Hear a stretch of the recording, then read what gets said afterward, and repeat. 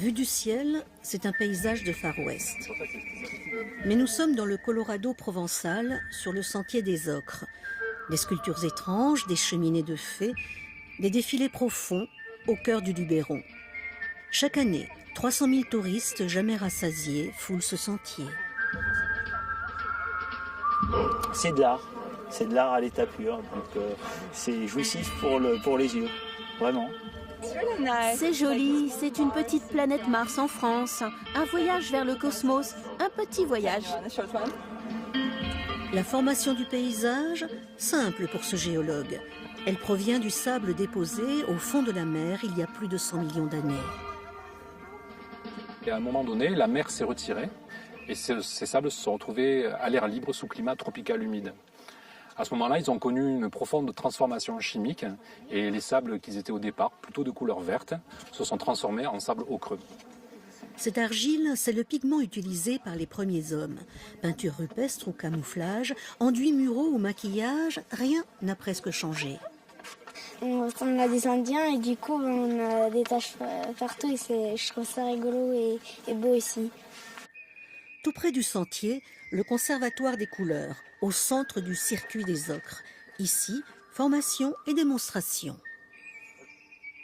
Cette motte d'ocre, on va la mettre dans un four et au bout de quelques heures, ça va devenir de l'ocre rouge. Après la cuisson, on passe dans un moulin et on obtient de la poudre qui va servir aux badigeons et aux enduits. Dans ces ateliers, les familles s'initient à des techniques ancestrales. Donc c'est la matière sur laquelle vous avez marché toute la journée. Cet artisan travaille à l'ancienne, un mélange de chaux, d'ocre et d'eau, et il partage son savoir-faire. Tu vas venir compte, et au fur et à mesure que tu vas monter, tu vas fermer l'angle de la lisseuse. Vas-y, comme si tu caressais. Voilà. Ça glisse facilement. En fait. Ça glisse facilement, oui. C'est très agréable, bien sûr. Oui, il y a un côté enfantin, déjà c'est ludique, on joue, on mélange les couleurs entre elles, les couleurs apparaissent quand on commence à mettre de l'eau. Ce qui est intéressant, c'est qu'on colle un petit peu aux images que l'on retrouve dans le paysage. Ces matériaux servent avant tout à colorer les façades, mais pas seulement.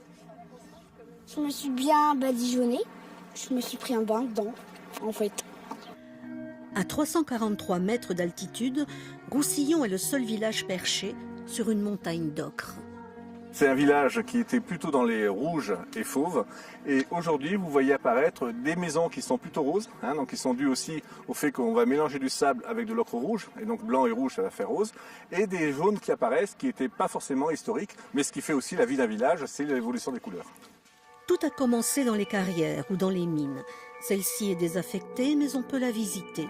Ici, les ouvriers piochaient. Ils goûtaient aussi l'ocre, car plus elle sentait le fer, plus elle était pure. Reste encore la mémoire des anciens ouvriers.